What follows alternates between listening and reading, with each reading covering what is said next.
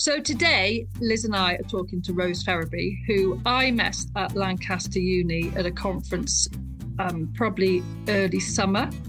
And she was in the audience and I was speaking, and she asked me, she responded to something I'd said about how farmers have actually improved the landscape over time. And within the audience, it was a very welcome comment. So Rose also came to Carbon Calling, and we are lucky enough to have her here today. So we're going to talk all things old and how the old can influence the future. So Rose, thank you. Oh, it's my pleasure. It's lovely to be here. Yeah. And it was lovely to be at Carbon Calling as well, because it was a great couple of days. So first of all, can you just tell us a little bit about you, your history, and what you do today? Yeah, so I'm an archaeologist, but I suppose for an archaeologist, I'm a bit unusual because I'm also an artist, and I'm very interested in nature recovery and thinking about the landscape more generally and quite broadly. So I started off studying archaeology and worked around ideas of landscape archaeology, so doing really big scale geophysical surveys in Yorkshire and Italy and out in places like Mauritius and the Sudan and all sorts, and really thinking about trying to see things on a really big scale and move between detailed understandings and then really broad changes within the landscape. And as I was doing a lot of that work, I became really interested in the fact that a lot of the public don't get a chance to see that view of archaeology. People often think it's to do with objects or particular places. And actually archaeology, a lot of what's really wonderful about doing it is this ability to think between lots of different timescales. So you can move between 10,000 years and then to a few years. You get to see people and individual stories, but also changes in cultures and societies and technologies and things. But also it's about the way that we piece that information together from the landscape, and that really wonderful process of sort of taking fragments of information from all sorts of different kinds of data and imagery and things, and then beginning to form a story from it. And I think for me, being able to do that storytelling and communicate these stories to other people and to broad audiences is really, really important. And so I went on study for a master's in illustration, and was really interested in how through books we can tell those stories through a mixture of imagery and text. And really that side of my work has developed since then in terms of making films, doing things for radio and sound, but also sort of working with visual art in exhibitions for museums and things, to really try and tell some of those stories and capture a sense of the feeling that we get in particular places, or why particular places might be important to us. And I think in the last few years in particular, maybe the last sort of decade, I've really been interested in how archaeology and those stories that we tell can really play a vital ongoing part in how we think about future landscapes. So work in nature recovery, thinking about managing change and people's perception of that change. And I think archaeology has a really important role in that. So were you one of those kids who spent all the time digging in the garden? Well, probably, but partly because I like gardening as well. But yes, I think archaeology is one of those things that definitely, it's a good enjoyment of soil. And the other really amazing thing about it is it's doing things that you're very focused on in terms of soil and objects, and when you're digging, but you're also part of a really nice team. So it's a very it's a very fun subject to do, because it's you can out on site. There's a lot of joking around and people trying out different theories, or there's a nice atmosphere. And I'm just currently digging on my Roman town site, and this is my day off, and it's lovely. In my head, I've sort of my head is just full of different coloured soil at the moment and what it might mean, and that's a nice space to occupy in your head, isn't it?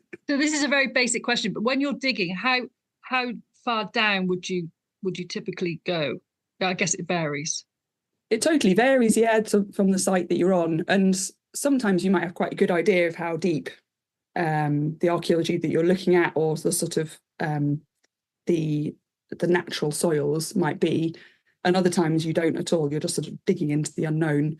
And the last trench that we dug, which we finished last year on our Roman site, was about 2.5 meters deep. And the wonderful thing with it was when you looked at the big section on the side of the trench, you could see the topsoil. It was maybe sort of a foot deep on the top.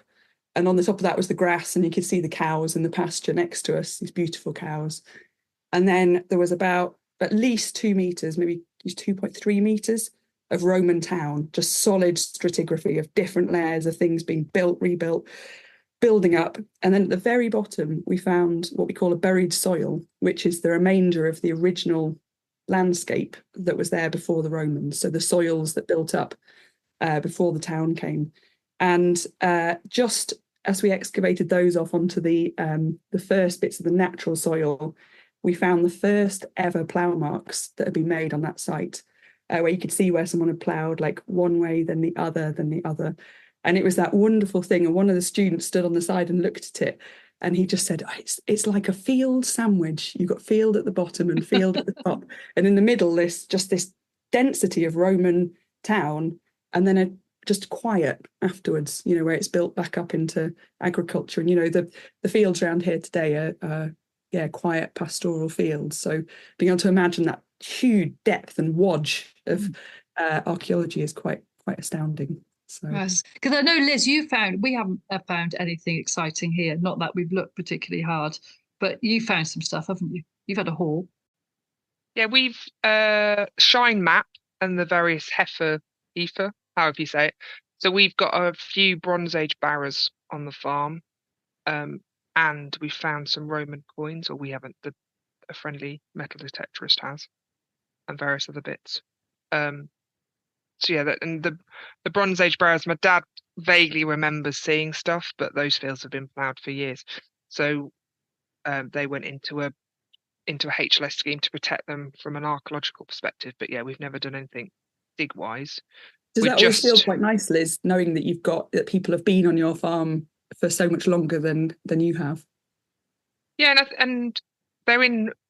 I'm not in a very hilly bit, but they are on top of hills. You can understand why people have chosen them. And then we're probably 5 miles east of a big Roman mosaic that was found near Ketton.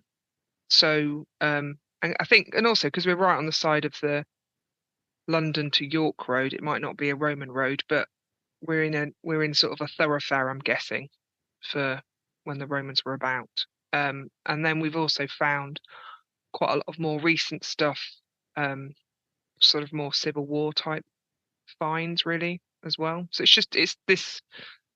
land has been occupied for hundreds of years. And they're quite nice reminders. And I sometimes think, what is our generation going to be remembered for? Plastic, an occasional pocket knife, and a phone, probably. I think the amazing thing is how much archaeology there really is. I mean, it's in the past we sort of knew about pockets where things were excavated, but now with all the technologies that we have and with so much development work going on where archaeology has to be done as part of the development process, we're just seeing that there's just stuff everywhere and that people have been everywhere. And it's quite nice, that idea of where you are, Liz, that you're on a thoroughfare and you've got a particular kind of archaeology, but probably where you are, Nick, in the rural area, the build-up of what people have been doing will maybe be less visible, but it's still there in different ways, like in the soils and the animal bones, and sort of, these lovely different kind of visibilities of what people have been doing. I think the only thing, actually, when you talk, Liz, about the heifer, I don't know what that stands for. It's historic environment, something record. We have got there's a path that goes across the bottom of the farm, a footpath, and it's called Beggar's Trod. So people just used to walk along the fell edge looking for work. And I think that's our only kind of vaguely exciting bit, which it stops us ploughing it. Not that we would anyway, but yeah. But so archaeologists, is there plenty in the pipeline? Is there lots of people that leave uni and go, I want to dig up bones? Yeah, I think so. Yeah, I think archaeology is still a popular subject to do, and I think actually it's one of those subjects that people might look at. And when I was choosing what to do at university, people said to me, "Oh, you don't want to do archaeology, you won't get a job, you won't earn any money. Why don't you do history?" And you think, well, you don't get a job doing history either. Generally, it's sort of more about thinking what these subjects can allow you to do or how they allow you to think. And archaeology is one of those great subjects that it's so diverse. You can do really scientific work, you can do very artistic, you can do things to do with landscape, things that are very practical, or things that are more theoretical. So it gives you a very good grounding for going off and doing a lot of other jobs as well if you wanted. But yeah, there's a lot of archaeologists around, and a lot of them are busy doing big development projects. They're working on roads or with quarries or housing developments, and all that knowledge that's coming in is creating great change in how we understand what's been happening in this country over time. There's a lot of new data, which is good. Because weirdly, within my PhD, I did a chapter on pig's teeth, linear enamel hyperplasia on pig's teeth. Stop me when you're bored. But I work with someone at Durham University because it's an archaeological technique of how they monitor dietary stress in pigs. And they were tracking it to see where pigs started to become domesticated and then had a less seasonal diet, basically. So rather than just surviving on acorns and having this sort of seasonal fluctuations, they become domesticated and have a more balanced supply of food through the year. And then they were also sort of using it to indicate when towns were more troubled. So the pig population was more challenged for food supply. So I used that as a technique, but put it into modern day pigs. Fascinating fact there. It just shows archaeology is always useful. And actually, we've been getting out a lot of it's amazing. There's the dig that we're doing at the moment at Aldeburgh Roman Town. It's we're digging through a big layer of sort of redeposited, dumped material outside the town, and it's a lot of animal bone, and you get to know a lot about sort of what an animal is composed of and what people are doing with the different bits of them and things like that. And you find all these bits of bone, and you think, where did this fit in an animal? So it's you feel like you're always learning something. But I think, and back to Nick's point about the lanes and stuff, I am also really intrigued by the green lanes or drovers lanes. Do you mean that realization, which is like a lot of animals were moved through the landscape on green lanes, and they're still about. We just have to find them. Yeah, I think that, and that's the lovely thing about archaeology as well, in terms of how we look at it in a landscape, is that through things like seeing green lanes or particular sort of field boundaries and vestiges of things in the landscape, you get an idea often of the quieter things that were happening, or the voices that maybe don't get heard sort of more obviously in the archaeological record. So you get a sense of the people who were moving all the time and didn't have houses or leave lots of material remains. And it's that lovely sense of the quiet bits as well as the noisy leftovers of humanity, I suppose. And I suppose that back to the landscape recovery you mentioned earlier. So do you suppose some of the challenges, where do we recover it to? Like what era do we go back to? So do you have any thoughts on that in terms of, or examples of where you've worked with people of where do they decide of where they're going to recover it to? Well, I think it's a really good question, Liz. And I think in a way it's about thinking about it differently. So I think part of the problem at the moment is that when archaeology is a part of nature recovery projects, which it should be and has to be, people often think that means that archaeologists are going to say you need to preserve it to this point in time. And we do, you do see that happening sometimes, especially in terms of landscapes that are maybe a part of an estate, a big house with an estate. There's often the sort of thought that maybe that landscape should be held at a certain point in time within that estate's sort of history. But I think it's really important to think about it more as archaeology allowing us a lens for thinking about what we want to see in the future. So rather than going back, we're looking forward, but that you can learn from the archaeology and what's happened in the past to do that. So archaeology gives you a really can give you an amazing understanding of how people have worked with their environment in the past and what impacts different actions or activities have had on that environment. So we can think about things like, when you in the Bronze Age, when you start to get the beginnings of more farming as we would know it, so the creation of fields with hedges around them, more domesticated species. It'd be easy to think in some ways that was bad, that we saw less wildness in the landscape, if we want to say that, and it was more sort of managed. And actually what you see in the archaeological record is that because you have fields and edges and scrubby bits and sort of a lot more diversity in types of landscape feature, that you actually get an increase in biodiversity at that point. So you start to see a really interesting relationship between how farming begins to affect the landscape and biodiversity. We can look at specific things, like we could think about what role of hedgerows had in the environment through time, and how has our management of them in different ways created different kinds of change. So how might we use that to think forward about hedgerows? So it's less about looking back and definitely using the knowledge that we have of what has happened and those complex relationships between people and landscape, to use that to think forward. I suppose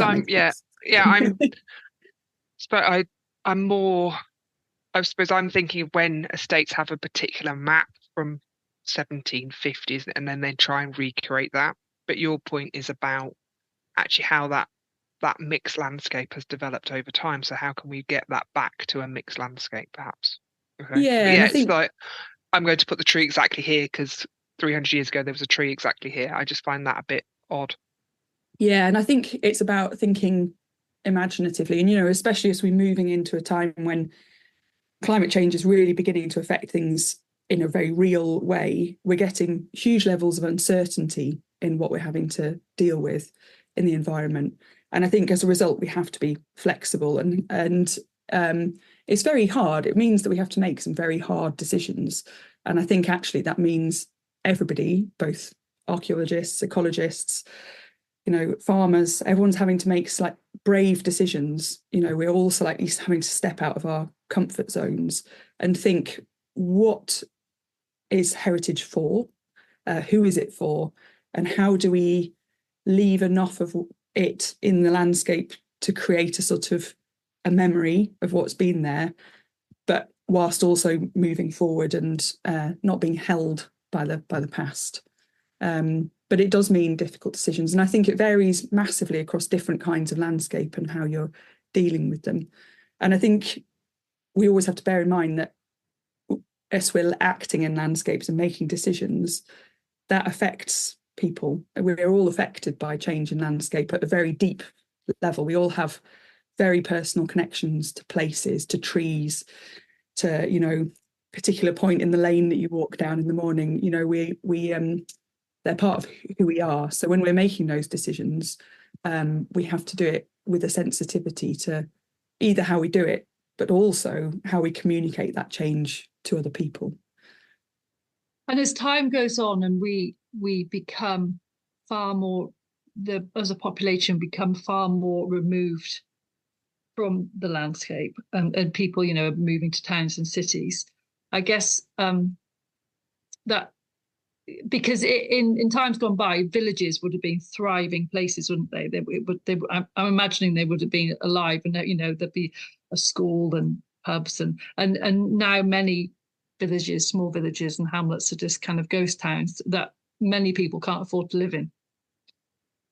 Yeah, and I think it's interesting to sort of see that change and sometimes have a reminder of how much that's changed, but also what impact that has on the places where we live. As places like villages are a store of memory, they're a store of the people who have been there, but also the things that have happened that we learn from. And as you start to lose the kind of local populations and the people with the deep roots, you lose that sense of what's there, why it's there, why something might have been important. And I think sort of trying to, at the moment, I'm very interested in how you can interest people who are moving into areas in the place that they have come to. And archaeology is a really nice way of doing that. People are it's generally something that people are quite interested in and excited by. And you can feel proud of, that if you think there's something quite exciting where you live, it gives you a sense of pride in your place, but also a sense of care. And I think that's one of the things I love about archaeology, is that it evokes care for the people in the past, but also the place now. But also it creates a sense of empathy with people. To be an archaeologist, you have to be empathetic to the people that you're dealing with in the past, but also how you can create a community in the present through the past, I suppose. I'm something like 6th or 7th generation within my home village. And you realise how that is there's not that many people. I suppose farming maybe, but it's quite unusual to have that level of background. But what I find interesting is that there's a few people within the village I live in which have started to get those blue plaques that sit in their own windows to explain the history of who lived in the house before. So there is this, people do want to know, don't they? It's just trying to get it accessible and are interested. But I think it's that it's getting depth, isn't it? But past it's interesting that this used to be the bakehouse, more to how do you then build that into a community where does someone want to do any baking anymore? Probably not, because Morrison's is just down the road.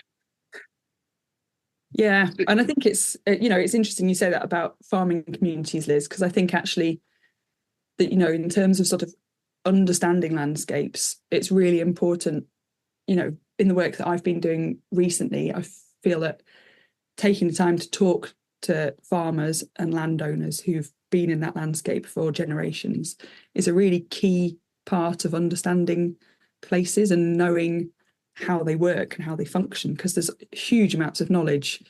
I'm sure your land in a way that no one else possibly could, because it's sort of that mixture of generations of learnt things and little subtleties in the landscape, isn't it? Yeah, and I probably, but the challenge is that I'm probably not aware. So I think it's made clearer when I stand with someone who has no history of that land. But for me, it just becomes part of, I walk those fields and I know that tree was planted by my granddad. So it's just so intertwined with where I am. Yeah, I find it. But I think the bit that I suppose we're digressing slightly, but I'm interested in is how do you build people who move to a village because they want to live in a village? How do you then build a community around that? That's a big question. I think archaeology can play a role in it, but I think there's a lot of other things at play as well. And I think the desire has to be there as well, doesn't it? But I think it's something we're all having to deal with. And like where I live, hundreds and hundreds of houses have just been built, and a lot of it, I think it goes back to that thing of communication. How can you, rather than, I think it'd be easier for us to see the differences between people, those of us who've lived in a place a long time and then newcomers. And I think what I'm really interested in is how you can find connections with people and what subjects and what things bring people together, and using that as a real point of positivity and putting energy into that to try and make things better.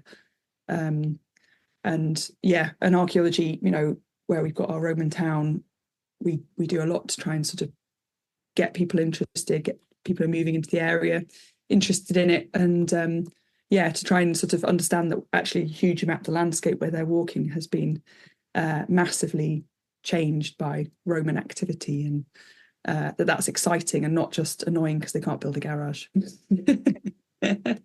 I think I would probably find it annoying. Until you find a golden statue somewhere, possibly. I think they probably. Yeah. But so Rose, you came to Carbon Calling. Yes. And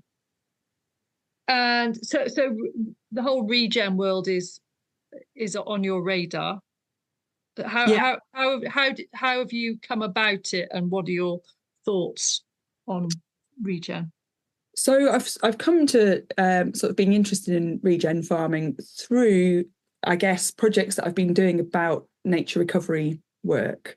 So I've been brought in to work on projects to try and understand the opportunities and challenges that archaeology plays in large-scale nature recovery projects.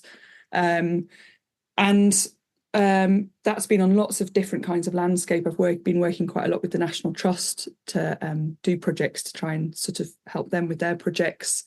And it's been really, really fascinating. And I've learned a huge amount from lots of different kinds of people. And one of the projects that I was doing involved going and talking to lots of different National Trust staff on different sites and spending a lot of time listening to how they felt about what was working in nature recovery, and then the things that they were finding really challenging, and what were the blockers in creating change. And as a result, I've had to learn. I mean, I've always been very interested in farming. I'm from a farming area.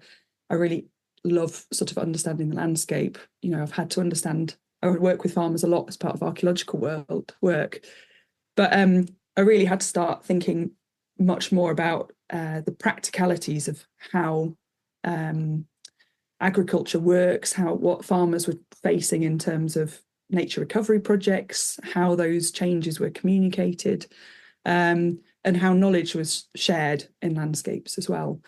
And as a result, sort of came across more and more things to do with regenerative farming.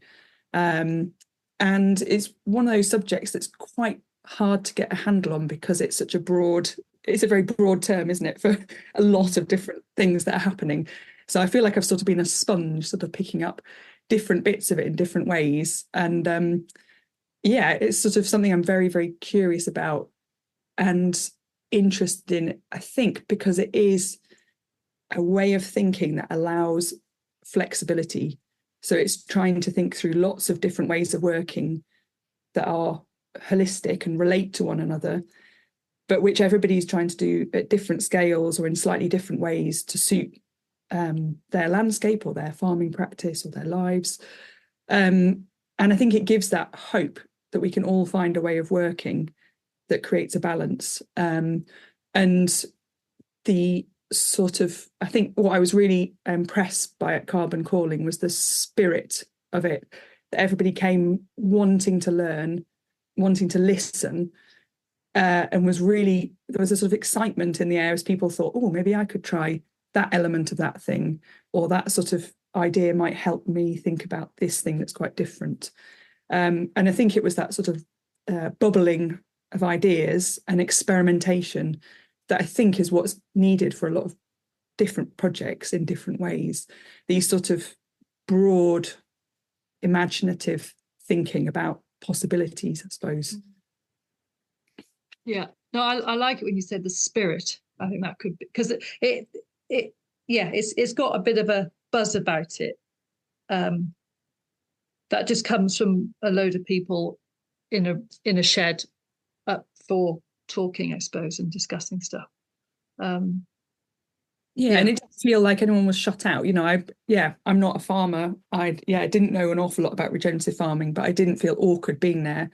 And the exciting thing was that, you know, there's always those connections that you don't expect, aren't there? And you're in a field learning about dung beetles, and you suddenly think, oh, in terms of managing earthworks, you know, the cowpats and think about grazing, and, you know, your brain sort of starts wandering off into quite exciting directions, but everybody's very kind. Well, dung beetles go down for a long way. So, you know, they're your ultimate diggers. It's probably how the Roman ruins have been buried, by the action of dung beetles and earthworms. Yeah, very much so. Yeah. Just on that, I suppose picking up the idea that if you speak to some people, the perception of regenerative is that we're just going back to how we used to farm, and actually, and as you pointed out, which is this different way of thinking. Like, some of the techniques are very similar to what has happened pre-chemical fertilizers, but I think they shift in thinking and trying to manage all of these different, whether you're focusing on soil or water quality or your own well-being. Do you mean it's trying to put such a quite a complex range of decisions together in one place? Yeah, and the fact that we're all having to do that in an environment of climate change where everything is so unpredictable, you know, and everything's become quite reactive. We're having to do things quite fast, and there's a lot of pressure, and everything's changing fast. You know, in terms of policy, you know, the ways that things are funded, everything's sort of speeding along, and so we're having to sort of trying to stand back and make broader decisions about how you want to do something is actually quite hard. So it's important to have that space to talk to other people about it, I think. And being with other people gives you a confidence as well, I think, in what you're doing. Yeah, and we're just quite conscious from a carbon calling perspective that people go home with loads and loads of ideas and have seen loads of things and talked to loads of people. And then how do they put it into practice, or how do they then prioritise the things to do next? Yeah. Sort of an area that we're interested in looking at. So and it's I mean, rather than this bombardment, keep shoving stuff at them. Mm. But also it's been if say the son or daughter came to carbon calling, it's them then translating the ideas they've had to their parents or grandparents. Yeah, and also, you know, that lots of things that were talked about there have been really useful for me in thinking about work that I'm doing to do with like how we manage earthworks and archaeological sites with erosion and things, you know, and things about how you think about grazing cycles or moving animals around a landscape and soils, and it's all sort of having that time to think about that and then put those ideas back into networks of people who wouldn't normally hear about them feels really important, because I think at the moment one of the main problems is trying to communicate what we all do to other people outside our specialisms. And yeah, I think now more than ever it's really important that we do communicate widely across all the different things we're doing. So the future, because obviously you're able to look so far back, what kind of, if we jump forward, you mentioned hope before. Have you got any hope? Yes. It doesn't sound like she's got any hope currently. On a bad day, I have very little hope. I don't. Just yeah. Well, what are your thoughts? I mean, we talked about before we started recording how our little bit of time on this planet is just a flicker, isn't it? Yeah. What are your thoughts? I think yeah, I am hopeful, and I think I think sometimes it's easy to think that we're all working in our own little tiny bit and it's sort of an uphill battle. And I think what I love about working interdisciplinarily, if that's a word, across disciplines and working with lots of different people is you find these pockets of people doing extraordinary things and people doing really brave things and experimental ways of working, where you can see change happening.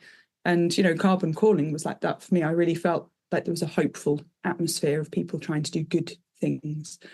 And yeah, I think when you work as an archaeologist, you have this massive time frame in your head. You see that we are, you know, where we are now is small in comparison to human history, and yet our decisions are important. It all makes a difference.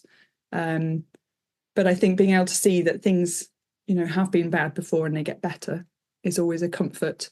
And that despite sort of the severe change in climate that we're experiencing, you know, that people's efforts do build together and that there are communities of people doing such good work out there.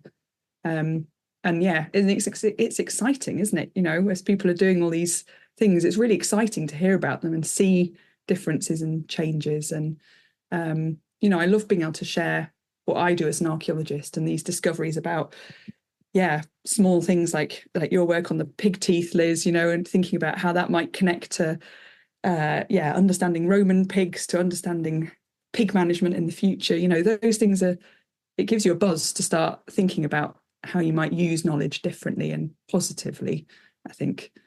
So a really naff question. What is the most exciting thing you found? I bet everyone asked you that at a dinner party. Well, I suppose the boring answer is those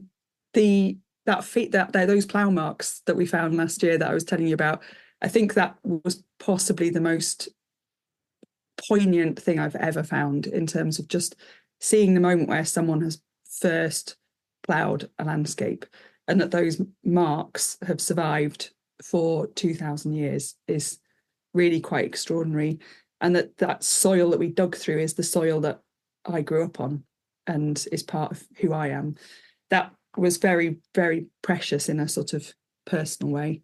In terms of, I suppose, more exciting things than some soil, I think probably the most fun thing I ever excavated was a Roman toilet outside an amphitheatre in the Roman port of Rome. And I spent about 3 weeks down a toilet and did find fossilised poops and all sorts of things that had been dropped down the loo. And yeah, cleaning out the drains of a 2,000-year-old toilet. That put me in my place. At least it wouldn't smell anymore. That's the only positive. No, it's very, very dry and crusty. And were they good samples? They were, yeah. So they were able to analyse the poo afterwards and find out a lot about what people have been eating and all sorts. So yeah, it's all good stuff. And just on that, so Liz and I talk quite a lot about food and all the kind of ultra processed stuff that's in the press at the moment a lot. So our diets today are so different to what they were even 70 years ago. When you go back further, and you think about whether they ate meat or vegetables, or have you got any comments on that? Yeah, I mean, it's always really interesting finding the sort of assemblages of what people have been eating and the difference between what might be visible archaeologically and what things disappear. And I mean, where we're digging at the moment, we're digging huge amounts of animal bone where, they've been butchering animals and throwing the bones on a big rubbish heap, basically. And, you get a massive diversity of species, but you also see the difference in the size of those species and things. I'm quite fascinated by the fact that at the moment we walk through a farmyard every day to get to the field where we're working, and the cows that are in calf are in the barn, and we're watching new calves appear and things, and these great big cows. And then you look at the cow bones that we're finding on site, and there is a difference in the sort of stature of those, the skeletons and things. And the horses were much, much smaller. We've got some very strange pigs that must have been incredibly ugly. We call them the Aldborough pig. They've got very jutting teeth. And so you sort of start to think about what species people are eating, which ones are more difficult to see. Fish bones are quite hard to collect archaeologically unless you're sampling.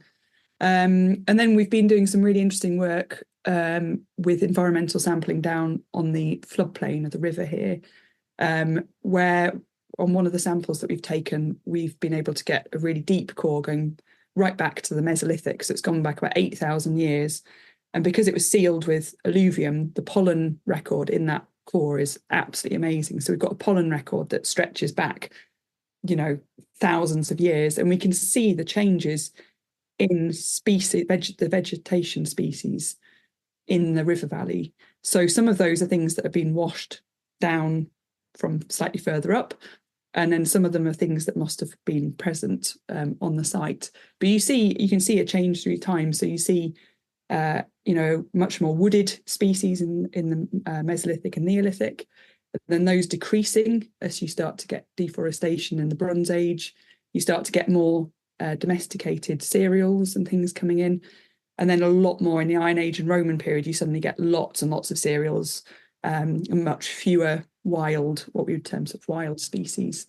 But I think it's also really interesting because I love learning about what people used plants for in the past that we might not today. So things that look to us like wild weeds or whatever might have had all kinds of purposes that we've forgotten about. So it's sort of you're always learning about what people are doing. And I think having the imagination is what we sort of need now to think about our food as well. You know, how do we think differently about it?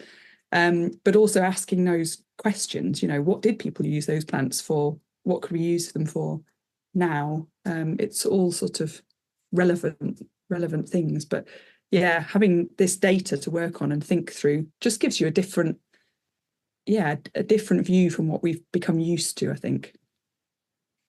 You make it so exciting, Rose. I'm glad to hear it. Bring it to life. Yeah, on your screens, you both just nodded off. That is good. I'm just, I just got thinking about rabbits. Didn't Romans also introduce hares and also ground elder? And just that, and you realise the influence of certain, during that waves of I suppose invasion that then affects what we now have in the countryside. Yeah, there's some amazing work going on at the moment in Exeter University. There's an amazing archaeologist there called Naomi Sykes, and she's been looking at when species are introduced to Britain. So she's been looking at deer, and when you start to see the first deer populations and what they're being brought in for and where. So you're getting quite deer that have come from not even within Europe, are being brought in during the Roman period. I think the rabbit debate is still going on. I'm not sure if it's I don't know enough about it, but I do know that where we're digging at the moment, I have found extensive rabbit burrows, and they go a lot deeper than I ever imagined.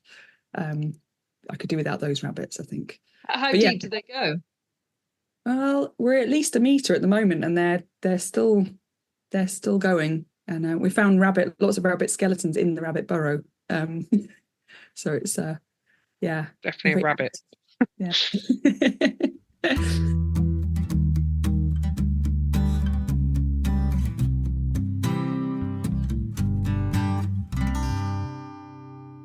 Earlier on, you used a phrase which is feelings of a particular place. So do you, or does any of your colleagues do any sort of energy work, understanding like any divining type stuff? It splits the crowd at the moment in terms of some of the audiences that we talk about, that the sort of understanding if people can read energy flows within landscapes, or why at certain places we feel more comfortable than others. I think it's something that's probably very personal to everybody, but I think there is certainly, particular landscapes have particular feelings, and some of that will be totally personal to you and based on your own experiences or memories of that landscape.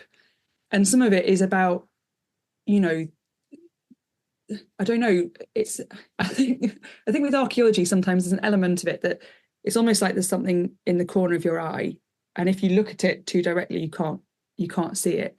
But if you just enjoy the fact that it's something that's just there in the corner of your eye that you can't really explain, that's what it is.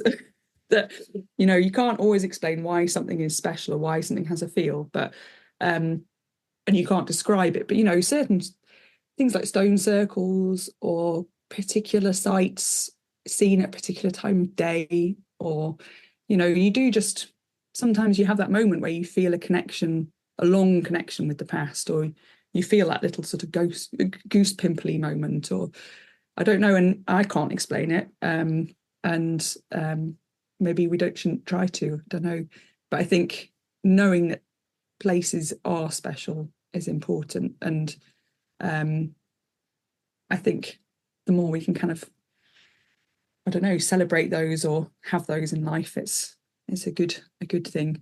But it's I'm always surprised by which things do feel like that as well. Sometimes it's not the obvious places, but it can be just something or somewhere where you feel that sudden connection with different people. I don't know how well that's answered that question, but I think very much I'm very open to I think the lovely thing about archaeology is it's everybody's, and everybody can feel about it or think about it in whatever way they want, and that's one of the joys of it. It's there's no right or wrong, and you can have your own sense of what it is to you.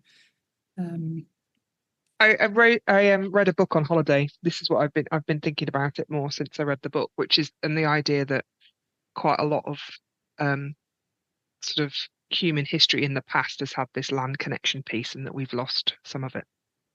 Um, so yeah, it was just interesting. And I'm off I'm off to do a retreat with a friend who uses quite a lot of energy work in her work. So I'm curious too. Yeah. And I think, I mean, for me, I feel like it's really important to try and give as many people as many opportunities as possible to experience and engage with archaeology and with the past and with the landscape and with ecology, and do that in as many different ways as possible, because we're not all interested in the same things and we don't all kind of take in information in the same ways. So I sort of feel like the more things I can make and the more sort of different ways of telling stories that you can find, you just hope that one little tiny bit of one of them will grab somebody's imagination or get them curious about something or give them a sense of what somebody else is trying to say, and encourage them to follow that little thread. And yeah, and that's what maybe gives us hope. Yeah, and I suppose in that power of stories, which is, as you said in your opening, which is what you enjoy, connecting people. What's your thoughts on energy then?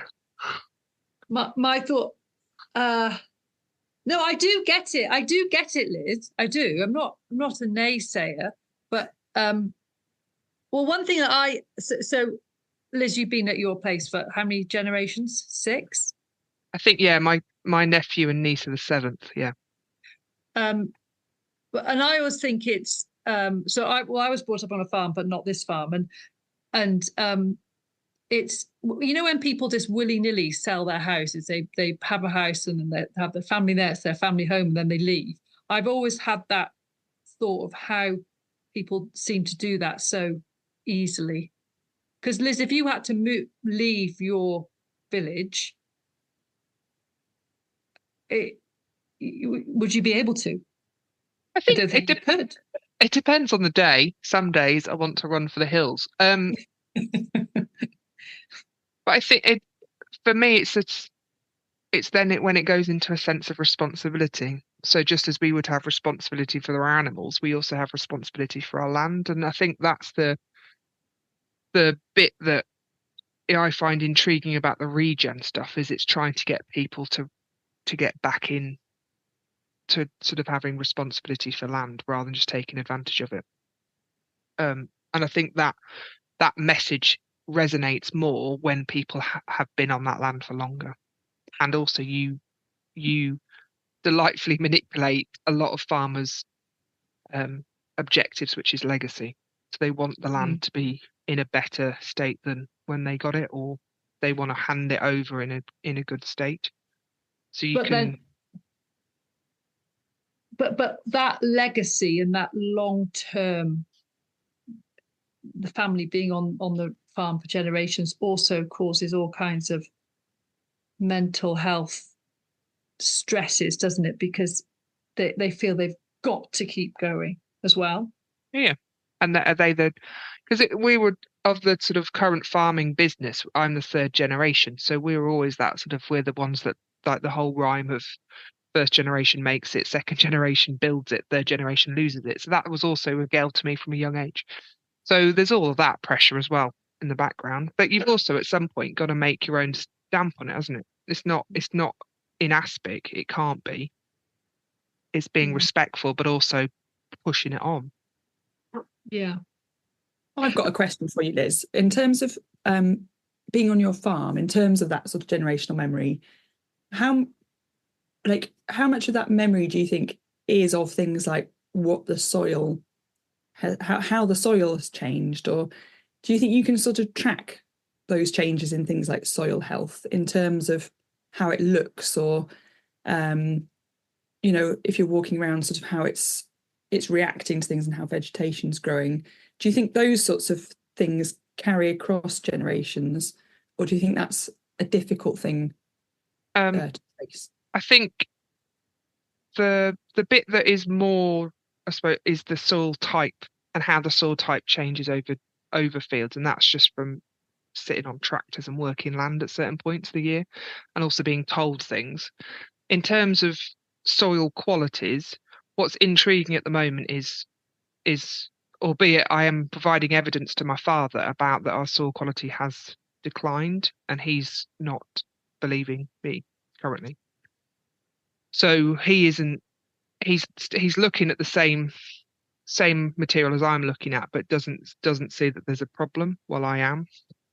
But it's based on a belief system around he still thinks he's doing the best he can. So it's the perception versus reality. And I think what's interesting is to have those continue to keep having those conversations. And I've just in the process of putting in quite a lot of SFI options, and his attitude is very much about most square inch needs to be farmed. Well, actually, we're just debating that at the moment, which is not it's not necessarily the case. And we've been in environment schemes for 20 odd years, so it's not like everything was ploughed up to the ditch, but it's good land and he wants to make the most of it. But he also loves planting trees. So, and I think the trees and the hedges and it is always going to be a motive when your family have also worked the same bits of land as you have. But it's how to use that emotion in a good way rather than a bad way. That's the challenge at the moment. I know. I suppose that's where it's that thing that comes in, isn't it? Where listening is so important at the moment, I think, isn't it? That taking the time to really listen to other people, even if changes take place that they might not agree with, at least if people feel that they've been listened to and thought about, that plays such an important role, and it gets so overlooked. And it's such a simple thing, just taking the time to listen to someone, isn't it? And on all different scales, both sort of policy and within our own families or communities. And I found a book recently which was like £3.50, and it was a farming postcard. So it was loads of postcards from farming throughout probably the last 100 years. And it was quite an interesting book as a discussion for the family, because my dad remembers quite a lot of those practices happening. And so it was just quite a useful way of actually getting those conversations starting. And also realising how mixed the farm was right at the beginning, because they were trying to generate income from lots of different sources. And so that's the other thing that it resonates when you talk about stacked enterprises now from a regenerative perspective. That has happened on most farms in the past, just for a way of income generation. So there's just all of these ripples of similarities that run through it all the time. But the challenge with my dad at the moment is that the belief system, which is chemicals are the way to go. That's the bit that's very slow to be unpicked, because that within that generation where chemicals, fertilizer and plant protection products were introduced, it was a game changer. So it's a very difficult memory to realize that all of what you've been working towards for the last 40 years may not be the solution you're after. It's quite a difficult thing to unpick. And how do you shift? How do you make a change that doesn't sort of totally wrench from that practice, I suppose? Yeah. And that, Nick and I have a conversation, which is that in that speed is expectation of speed of change, isn't it? And some of that is that it's not cold turkey. Potentially it's slow moving. But there are some personality types. I don't know whether you call it personality types, but there's some farmers of your dad and my dad's generation, Liz, who just they get it, and they change very quickly. So there's a whole array of. I think you've got to make them think it's their idea. That's how I deal with my dad. Not just men generally. Yeah.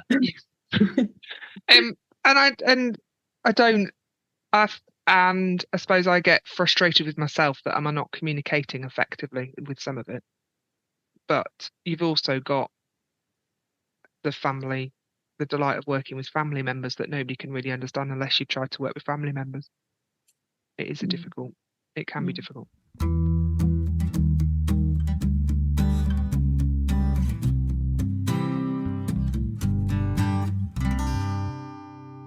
I hope you think of archaeology as something exciting. No. No, I do. I think it's but the trouble is, I would want to find something because you must do a lot of digging, and you haven't really found it much. Do you do a lot and then not? Yeah, I mean, I have to say, Nick, I've learned to get over my desire to find a Roman mosaic and things, and become really, really excited about things like soil and, you lower your expectations. I'm very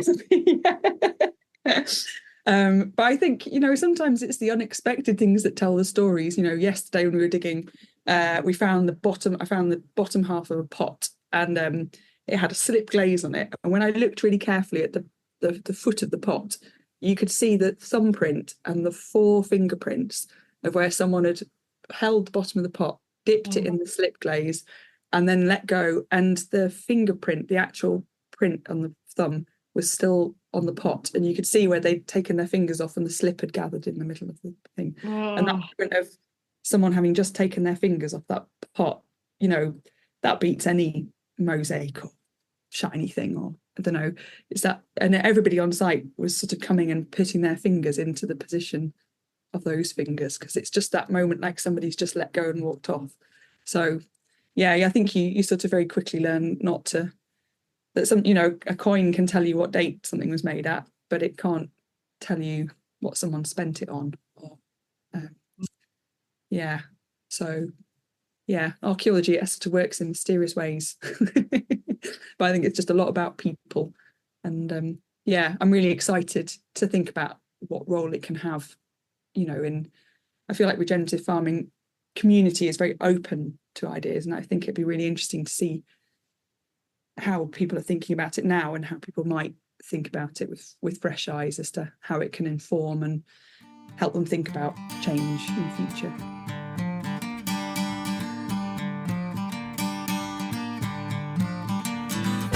Thank you for listening to the ReGen Ag podcast. Huge thanks to our sponsor Tim Nicholson from Cactus Tree Guards, Reno for the music, and Pete Ord, the podcast wizard from the studio at Sunbeams, part of the Annie Mawson Sunbeams Music Trust. See you next time.